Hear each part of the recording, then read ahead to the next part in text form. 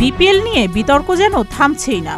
এবার বিপিএলে পারিশ্রমিক ইস্যু নিয়ে বোমা ফাটিয়েছেন পাকিস্তানের সাবেক ক্রিকেটার শহীদ আফ্রিদি।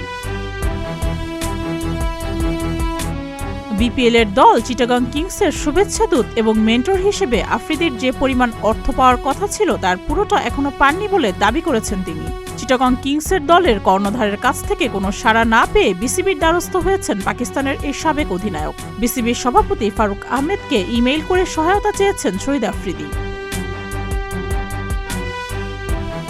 শহীদ আফ্রিদি বলেন, আমার সঙ্গে চিটাগং কিংসের চুক্তি ছিল $1,00,000 কথা ছিল বাংলাদেশে পা রাখার পর $50,000 দেওয়া হবে এবং টুর্নামেন্ট চলার সময় বাকি $50,000 দেওয়া হবে, কিন্তু আমাকে মোট $19,000 দেওয়া হয়েছে। আমাকে বারবার ঘোরানো হচ্ছে। চুক্তি অনুযায়ী সব দায়িত্ব আমি পালন করেছি। চিটাগং এর এরকম আচরণ দেখে আমি হতবাক হয়ে গেছি, এমন কিছু আশা করিনি।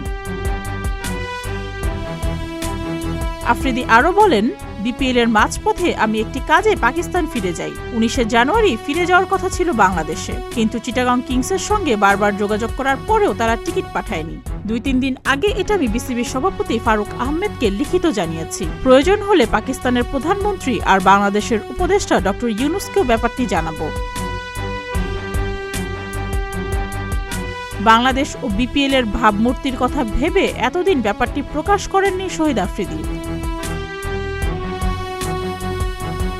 আফ্রিদির অভিযোগের প্রসঙ্গে চিটাগং কিংসের কর্ণধার সামির কাদের চৌধুরীর সঙ্গে যোগাযোগ করা হলে তিনি বলেন, $21,000 মতো দেয়া হয়েছে, বাকি টাকাও পেয়ে যাবেন। শহীদ আফ্রিদি তো আর ক্রিকেটার নন, উনি ওনারটা পেয়ে যাবেন।